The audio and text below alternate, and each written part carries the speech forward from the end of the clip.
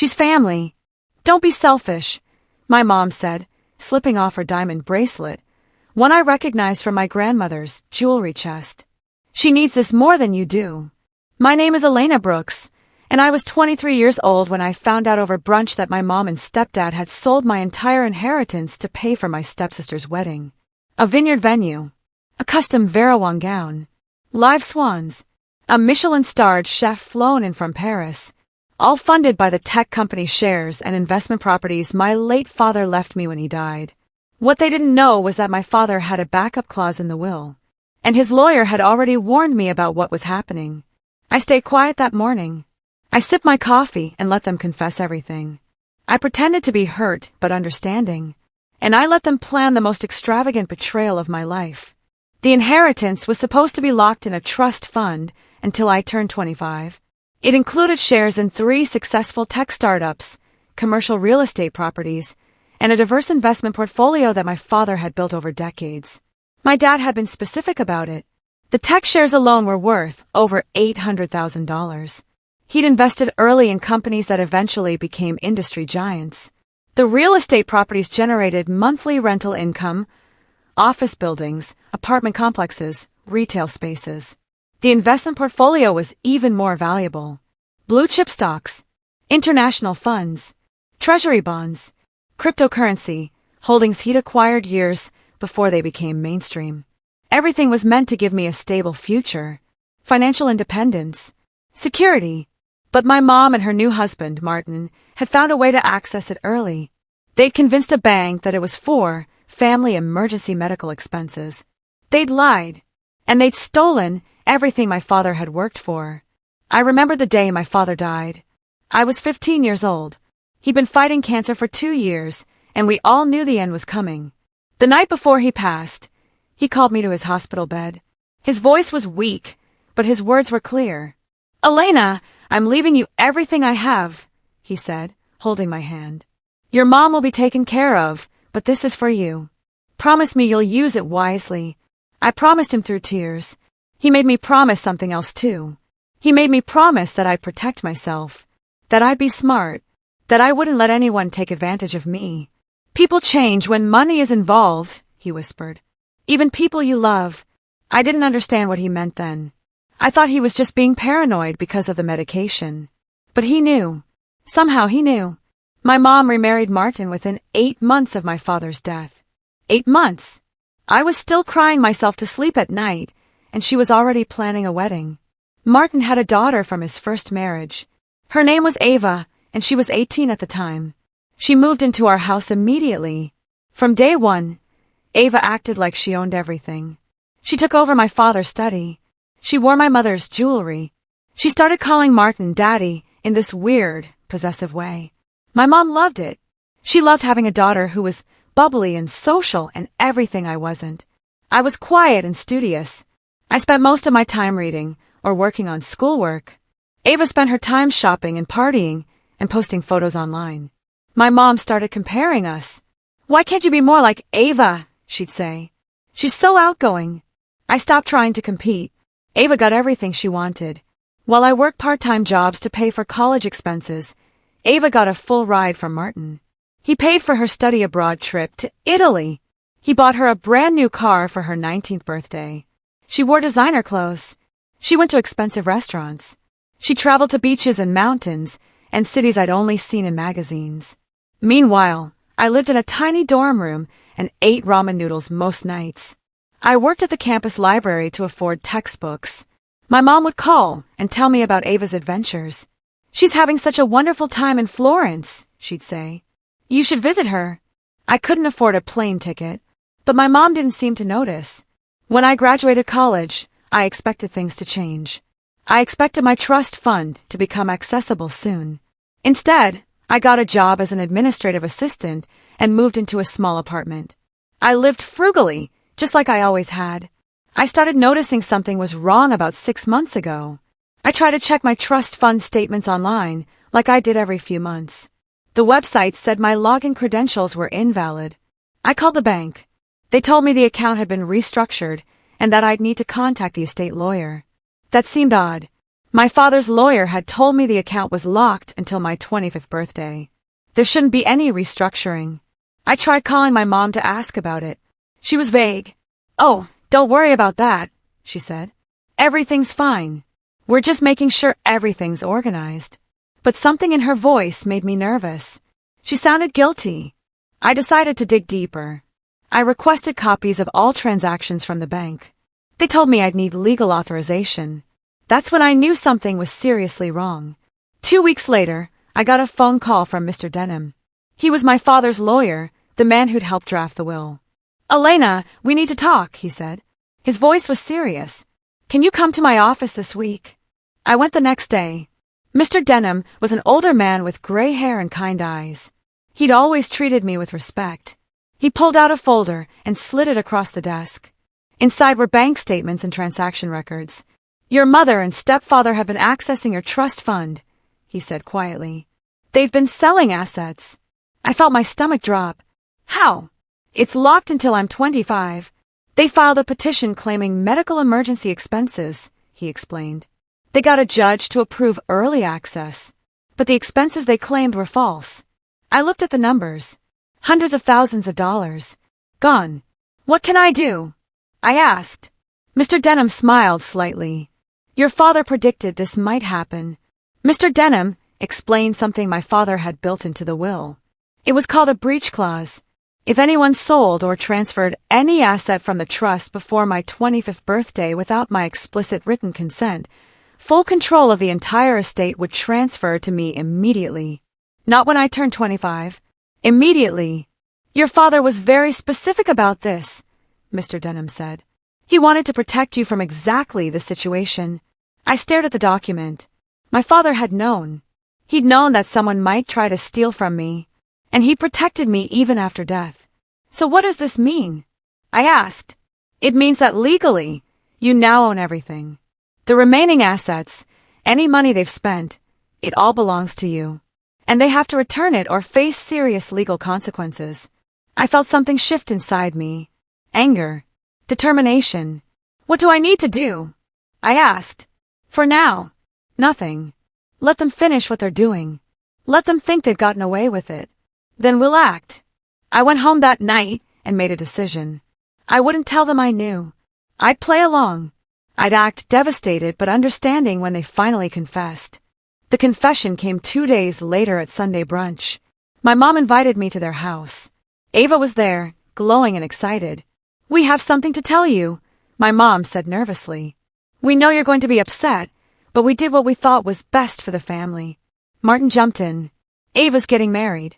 We wanted to give her the wedding of her dreams. We used some of her trust fund money," my mom admitted.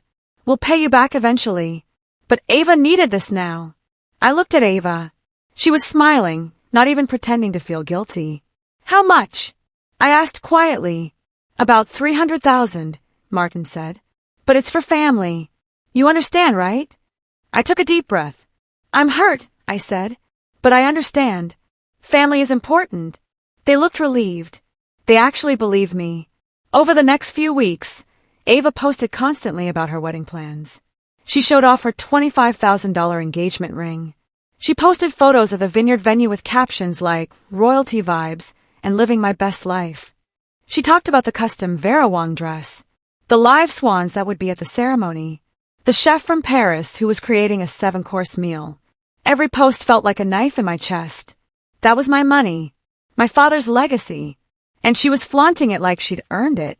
Her fiancé, Kyle, seemed nice but clueless. He had no idea where the money was coming from. He thought Martin was just wealthy. I watched it all from a distance. I liked her posts. I left encouraging comments. I played the supportive stepsister role perfectly. Inside, I was counting down the days until I could take it all back. One afternoon, I visited one of the commercial properties my father had owned. A small office building downtown that generated steady rental income. I stood outside looking at it. My father had bought this building when I was 10 years old. He'd taken me to see it, explained how real estate investments worked. "This building will help pay for your college someday," he'd said. "Maybe even help you start your own business." Now it was gone. Sold to pay for swans and champagne. I walked around the block, remembering all the times my father had brought me here to collect rent checks, to meet with tenants, to teach me about property management. He'd been preparing me for the inheritance, teaching me how to manage it responsibly, and my mom had thrown it all away. I sat on a bench nearby and let myself feel the anger. Then I stood up and drove to Mr. Denham's office. "I'm ready," I told him. "Let's prepare everything." Mr. Denham and I spent weeks preparing the case. We gathered every document, every transaction record, every piece of evidence. We had proof that my mom and Martin had lied about medical expenses. We had proof they'd sold the tech shares, liquidated the investment accounts, and transferred ownership of the real estate properties. We had the original will with the breach clause highlighted. We had expert testimony confirming that the clause was legally binding. "This is ironclad," Mr. Denham said. "They won't be able to fight it." We prepared a full audit of everything they'd spent. The venue deposit, the dress, the catering, the photographer, the rings, every single dollar. We calculated interest and penalties. By the time we were done, they owed me over $400,000. "When do we act?" I asked. Mr. Denham smiled. "We wait until after the wedding. Let them spend every last penny. Then we strike." It was perfect. Cruel, maybe, but perfect. The wedding week began. Ava's friends and family flew in from all over the country. The vineyard was decorated with thousands of white roses. Everything was pristine and perfect. My mom asked me to help with final preparations. I agreed. I spent days running errands, picking up supplies, helping set up decorations. Ava barely acknowledged me. When she did, it was to criticize something. "Those flowers are in the wrong spot, Elena. Fix them." I fixed them. I smiled. I played my role. Martin walked around like a proud father. He kept talking about how much money he'd spent, how exclusive everything was. "This is what family does," he told guests. "We support each other." I nodded along. I agreed with everything he said. Inside, I was screaming. The rehearsal dinner was at an expensive restaurant downtown. Everyone wore formal attire. Champagne flowed freely. Ava got drunk quickly. She stood up to make a speech and started rambling about how grateful she was for her real family.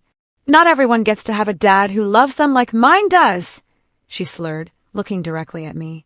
"Some people just get money from dead dads. But I got a living father who actually cares." The room went quiet. My mom looked uncomfortable. Martin didn't correct her. Ava kept going. "You're just bitter, Elena, because Dad left me the better family. You got stuff. I got love." Carl tried to pull her down. She shook him off. I smiled sweetly. "I'm so happy for you, Ava. You deserve everything you're getting." She smiled back, satisfied. She had no idea what I meant. The wedding day arrived. The vineyard looked like something from a fairy tale. White tents with crystal chandeliers, swans swimming in the fountains, drone photographers buzzing overhead. Guests arrived in black tie formal wear. There must have been 300 people there.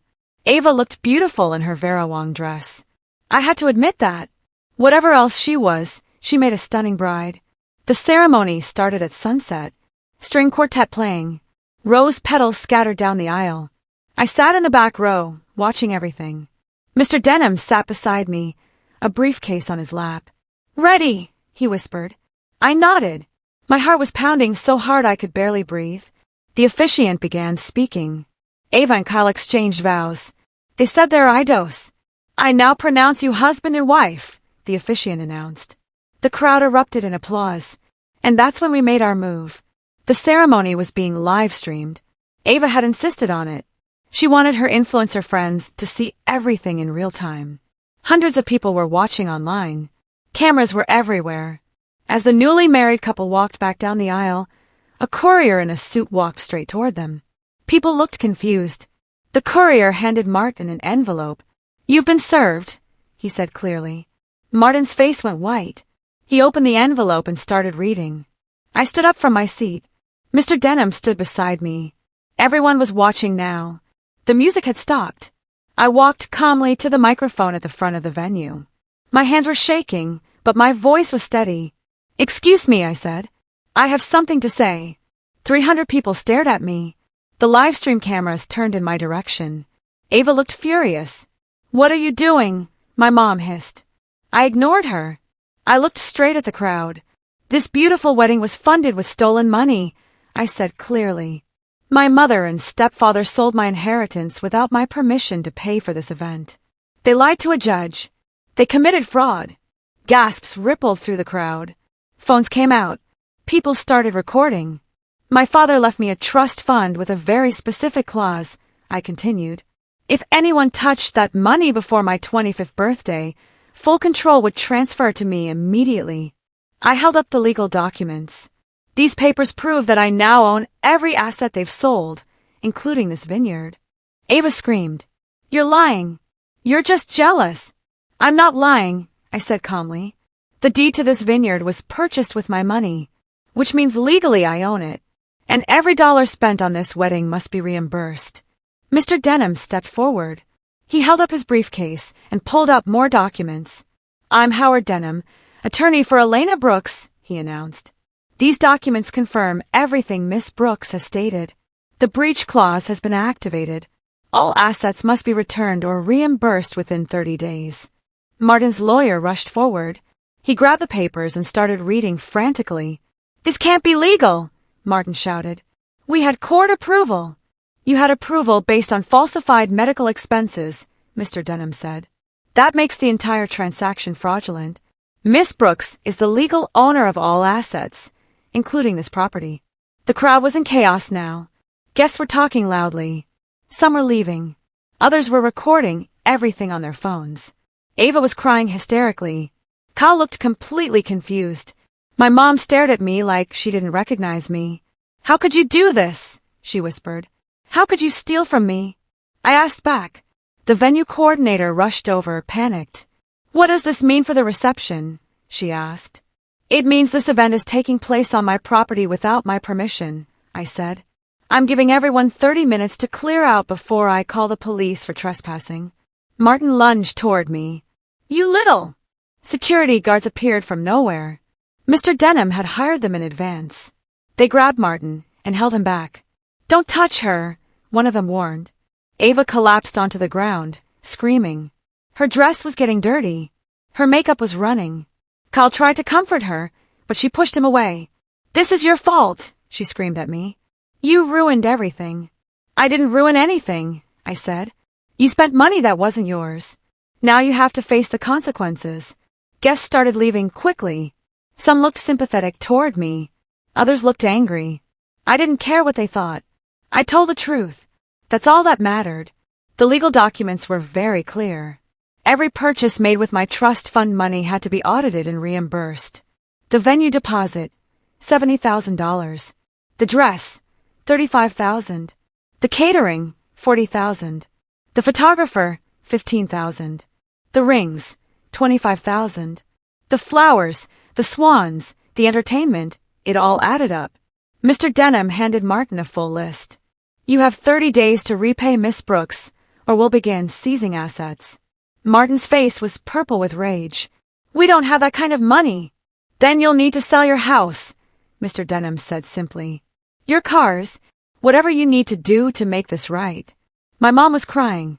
Elena, please. We're family. We can work this out. You should have thought about family before you stole from me, I said. I looked at Ava, who was still on the ground crying. You wanted a fairy tale wedding. You got one. But fairy tales always have consequences. I turned and walked away, Mr. Denham beside me. Martin tried to fight the ruling in court. He hired an expensive lawyer and filed an emergency motion. The judge denied it. The breach clause was legal and binding. The evidence of fraud was overwhelming. Mr. Collins, you lied to obtain access to funds that weren't yours, the judge said sternly. You have no legal standing here. Full restitution is ordered. Martin tried to argue. The judge cut him off. You have 30 days. If payment isn't made, Miss Brooks has the right to seize any and all assets until the debt is satisfied. My mom tried one more time to talk to me. She showed up at my apartment, crying. Please, Elena. We'll lose everything. The house, our savings. Martin might lose his business. You took everything from me first, I said. You sold my father's legacy. And you did it without even asking me. We thought you'd understand, she sobbed. No, You thought I'd be too weak to fight back. The 30 days passed. Martin and my mom couldn't come up with the full amount. They'd spent too much on the wedding and on Ava's lifestyle over the years. Mr. Denham began the asset seizure process. Their house was put up for sale. Martin's luxury car was repossessed. Even my mom's jewelry, the pieces that had belonged to my grandmother, were returned to me. Ava's marriage started falling apart almost immediately. Kyle had been furious when he found out the wedding was funded with stolen money. You lied to me, he told her. You said your dad paid for everything legitimately. They fought constantly. Within 2 months, Kyle had moved out. Ava blamed me for everything. She sent me hateful messages. She posted about me online, calling me cruel and heartless. I blocked her on everything. Her opinion didn't matter to me anymore. 6 months after the wedding disaster, my mom filed one last desperate motion in court. She claimed I was being vindictive and that the punishment didn't fit the crime. The judge reviewed the case again. She looked at all the evidence. Then she denied my mom's motion completely. Mrs. Collins, you committed fraud, the judge said. You stole from your daughter. The fact that you're facing consequences doesn't make your daughter vindictive. It makes her smart. Full restitution was ordered. No exceptions. My mom and Martin had to sell their house. They moved into a small apartment. Martin's business suffered because of a scandal. Ava and Kyle's marriage officially ended. She moved back in with my mom and Martin, bitter and angry. I didn't feel guilty. I'd given them every chance to do the right thing. They'd chosen greed instead. With the money I recovered, I had choices to make. I could have spent it on myself.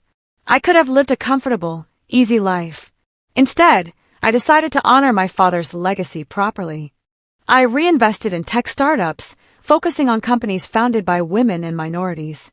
I purchased new commercial properties and created affordable housing units for low-income families. I started a foundation in my father's name. It provided financial literacy education and investment mentorship to young people from underserved communities. The foundation's motto was simple: building wealth, protecting futures. I used my pain to create something meaningful, something my father would have been proud of. My investment portfolio grew.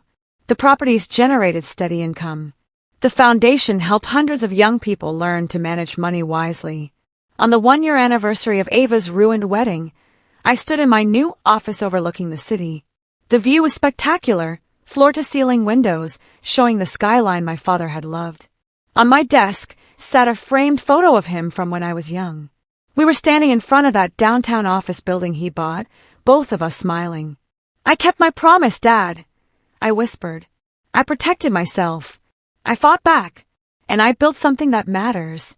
I looked at the foundation office across the street, at the affordable housing complex we'd just completed, at everything I'd created from the ashes of betrayal. My father had built a legacy through smart investments and hard work. They tried to turn it into confetti for a one-day celebration. But I'd taken that confetti and built something stronger, something lasting, something that helped others build their own legacies. I owned the fire that had tried to burn me, and now I was using it to light the way for others. My phone buzzed with a notification. Another tech startup wanted my investment advice. Another family qualified for affordable housing. Another student had been accepted into the foundation's mentorship program.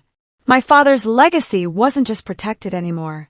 It was thriving and multiplying, touching lives he'd never met. And that was the best revenge of all, proving that what they tried to destroy had only made me stronger, smarter, and more determined to make a difference. I picked up the phone to take the call, ready to help another person learn what my father had taught me, that true wealth isn't just about money. It's about what you build with it.